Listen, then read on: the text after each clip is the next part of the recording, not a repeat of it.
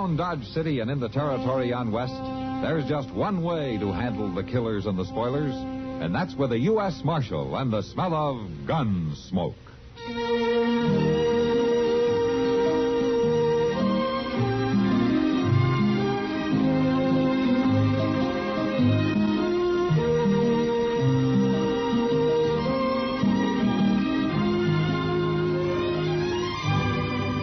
Gunsmoke, starring William Conrad. The story of the violence that moved west with young America.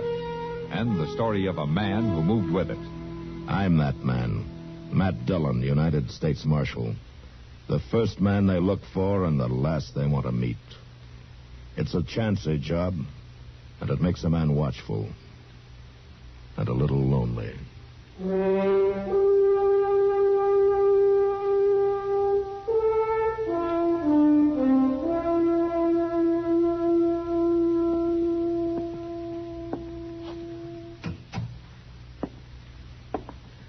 How is she, Doc? Well, she's going to be all right, ain't she? Your wife is a sick woman, Aaron. Very sick woman. She don't seem hardly right. Lucy always been strong. She don't get sick. Well, she's sick now. Whatever have you been giving her? Oh, giving her pot herb tea. Strong. Real strong. All cured us up before. Well, it's not going to cure her now, Aaron. Pouring all that stuff down here has nearly killed her. You fix her up, Doc. It's your trade, ain't it? It'll be a day or two before we'll know anything. Before I can even do anything. What do you mean? Well, she's too weak after all that stuff that you've been giving her to stand an operation.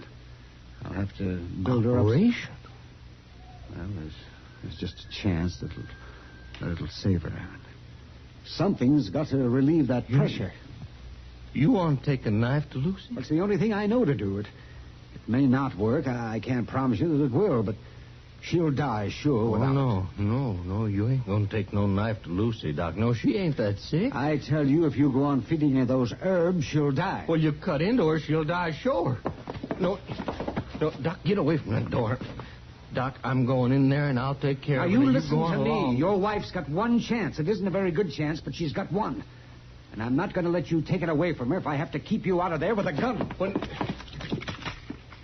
Oh, Doc, you got no right. I've got no right to let her die either. I'm going to send for the marshal. He'll stop you. That's a good idea. That's a very good idea. Jed? Yeah? Come in here. Ma. Is it Ma? No, son. Your mother's all right. So far. Well, what's Doc got the gun for? Oh, he won't let me go in there with your ma. He wants to take a knife to her. A knife? I'm not here to hurt anybody, boy. I just want to try to save your mother's life. Now, I want you to go into town and bring back the marshal. The marshal? Yeah, that's what I said. Somebody's got to settle this thing. Paul? Yeah, you go along. Bring the marshal, Jed. Law'll protect a man's rights. But what'll happen to Ma? Go along, boy. Go along. Now, nothing will happen to your ma. Nothing gonna happen to her. Now, that's a fact. Go on, Jed. You get the marshal out here. Don't let him waste no time. If you say so, Pa. I say so. Go on now. I'll take care of your ma.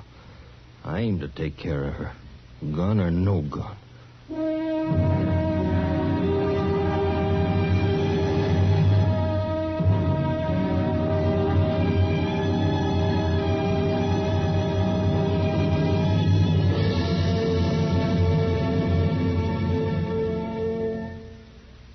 Now, just listen a minute, if you will.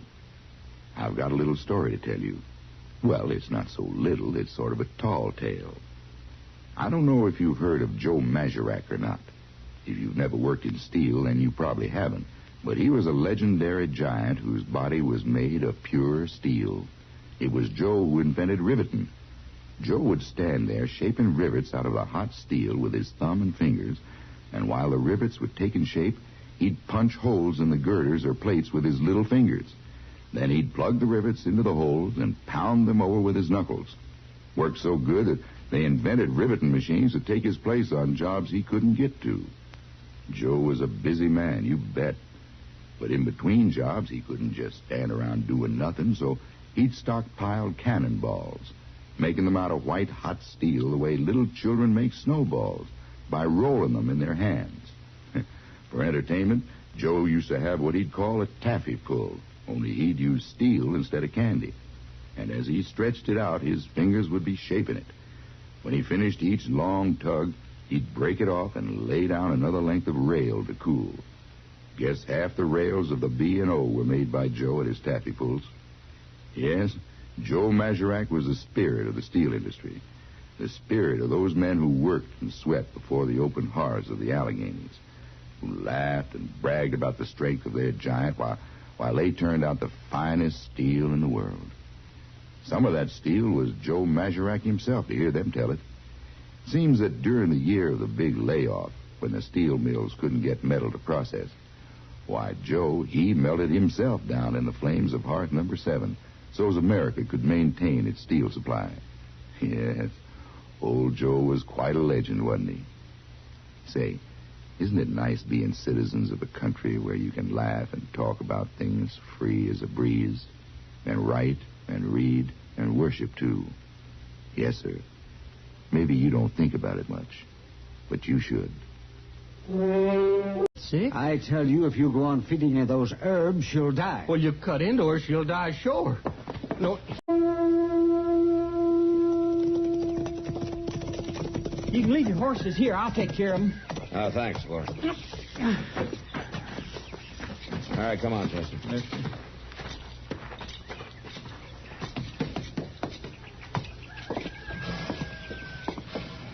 I'm glad you're here, Matt. Hello, Doc. I want you to Now, get Matt, I him tell you, out he's of going to here. let his All wife right, die. hold on a minute. One at a time. Well, he got no right, It's Marshal. more than a He's question just of right, taking no Matt. It's a knife to woman's my life. I life. said, hold on. Now, Aaron, you want me to straighten this thing out? Well, sure I do. Well, I can't do it with both of you talking at once. Now, you go on out on the porch with Chester while I talk to Doc. I'll call you in a few minutes. Well, now, Marshal, Go on I now, won't... go on. I gotta get a few things straight. You go with him, Chester. All right, Mr. Dillon. Come on, Aaron.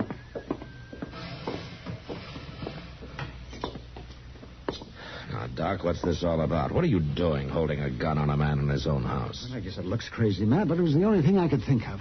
Oh, did he threaten you? Well, he threatened the life of that woman in there. His wife's got to have care, Matt, whether Aaron agrees to it or not. Oh, what's this business about a knife? Well, I've got to operate, Matt. There's something inside there causing a terrible pressure. And if it isn't relieved, it'll kill her. And if it isn't relieved, it'll kill her. And if it isn't relieved, it'll kill her. If it isn't relieved, it'll kill her. Have you done this before? Are you sure that you can save her? No, man, I'm not. I haven't done it before either. But I've read about it. And I can tell you this. She's got no chance at all if I don't try it. Now, that's all I'm sure of. It's pretty chancy, isn't it? With a husband refusing his permission. Well, maybe so. I'd rather have his permission, of course. I'd like to have you with me, too, Matt. But I'll tell you, I'll find some way to do this. Whether you stand behind me or not. I can't let that woman die because of a lot of fear and superstition. Well, Doc, I don't know. Can she talk? Is she conscious? She's just barely. Well, can I see her for a minute? Oh, I guess so. Only a minute, though. All right.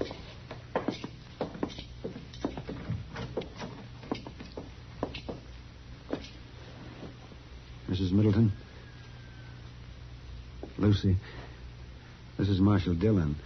He wants to see you for a minute. Marshal. Miss Middleton. I want to ask you, you know what's going on here? You know what Doc wants to do? You know your husband's against it? I know. Well, can you tell me, do you want Doc to go ahead? Yes, Marshal. Are you sure about that? Yes. Anything's better than this. I can't stand Oh, it's all right, Lucy. Don't you worry. Come on, Matt. That's enough. Yeah.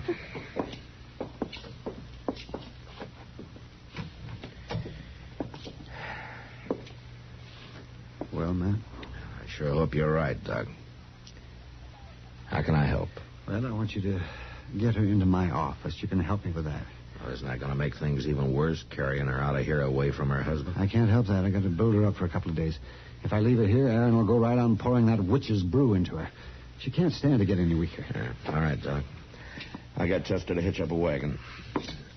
And I'll tell Aaron. Yeah. Thanks, Matt.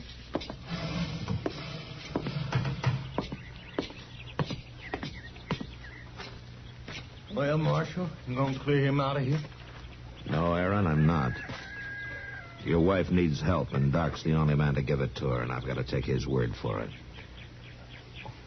You got no right to I'm force taking him. the right, Aaron. Now, Doc says he's got to take care of her in his office for a couple of days. You can't take her away. Yes, he can, Aaron, and I'll tell you how it's going to be. You can stay right here calling us all names, or you can come along and help us move her. Now, that's up to you. Lucy need any carrying, I'll do the carrying. All right, then. Come on, Chester, let's get a wagon.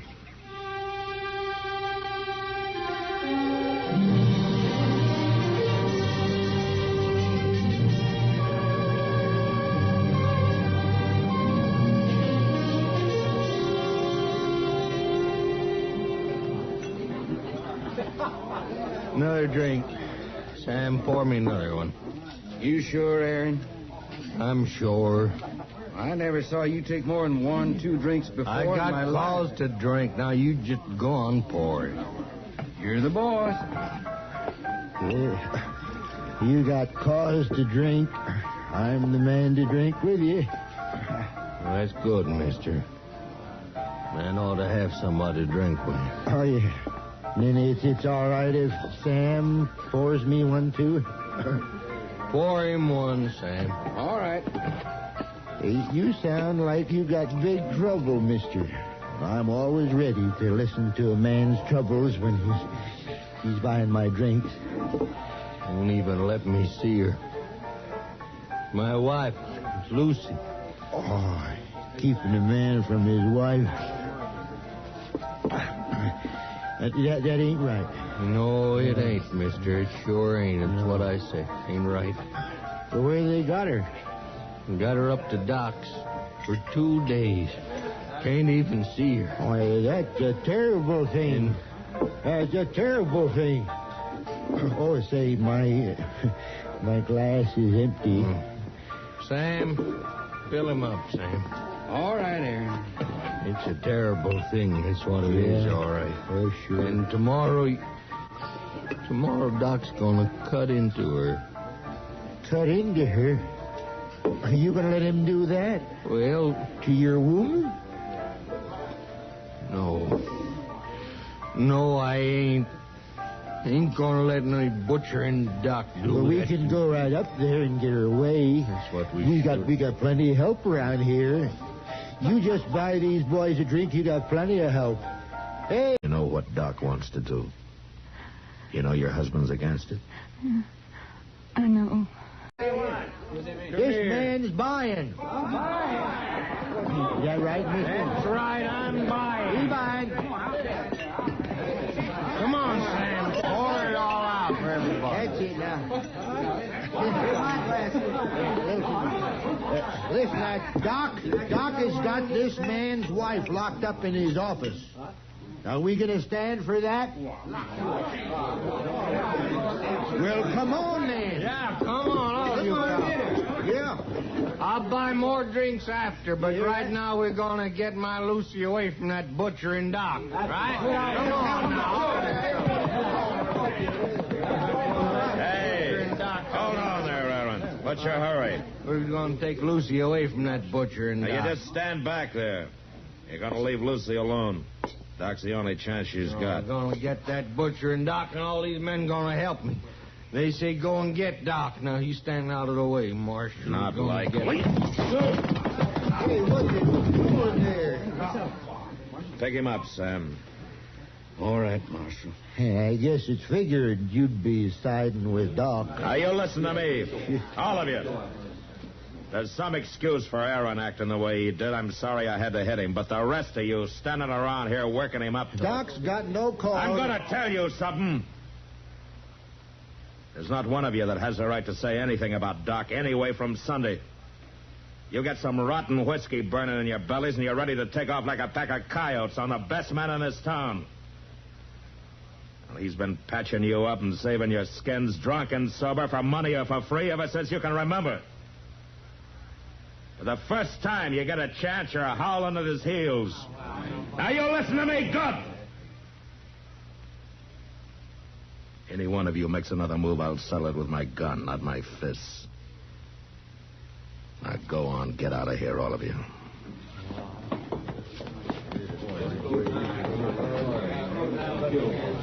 That was quite a speech, Matt.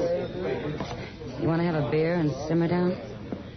No, thanks, Kitty. I better get up to Doc's, just in case. Matt, are you sure Doc's right about all this? You sure this is the right thing to do? No, Kitty, I'm not sure. But a man's got to take his stand. And I've got to back Doc. I sure hope it proves out. I guess we'll know tomorrow. Yeah, we'll know tomorrow.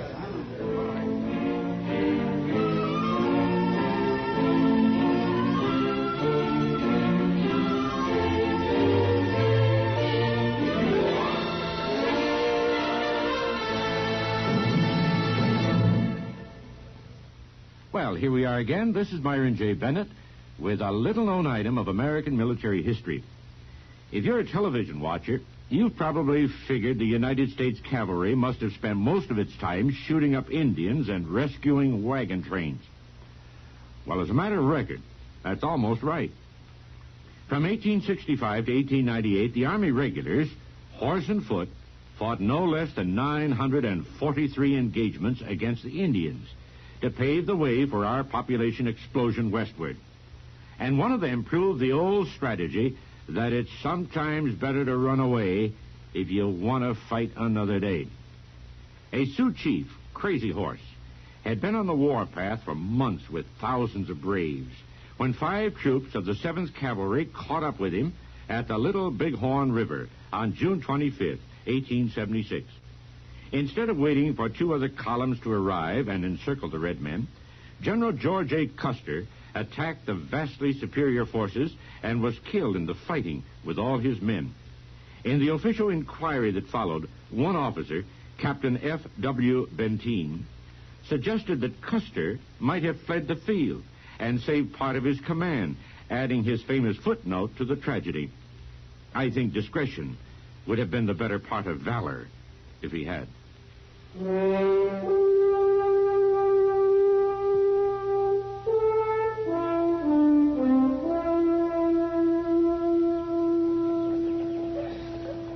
Mr. Dillon, what do you suppose is going on up in Doc's office? We've been sitting on these steps here an awful long time. You can't do things like this in a hurry, Chester. I reckon not.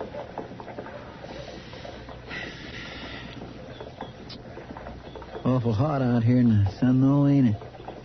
Not as hot as it feels up in Doc's office. Yes, you're right.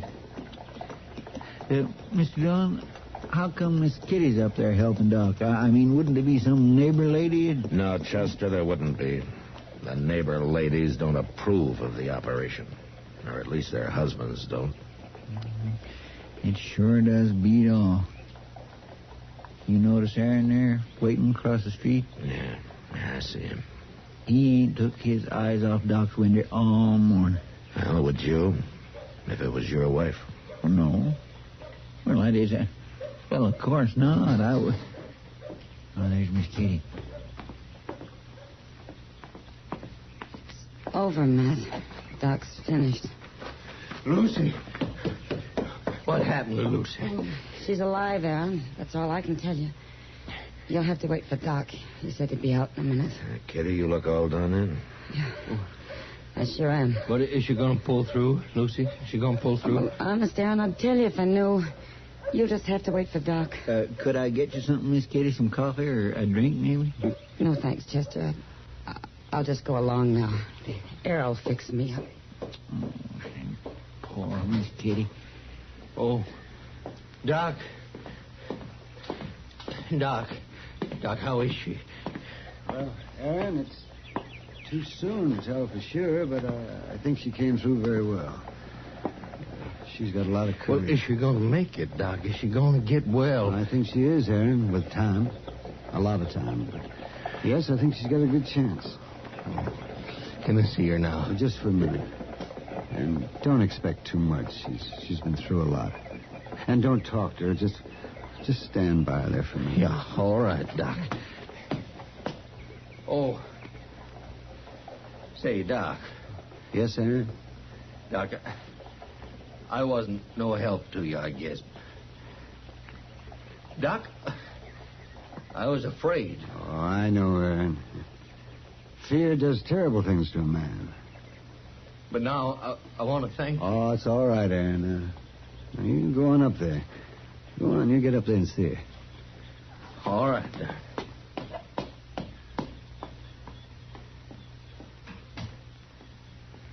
Here, Doc, sit down. Looks like you could use some doctoring yourself.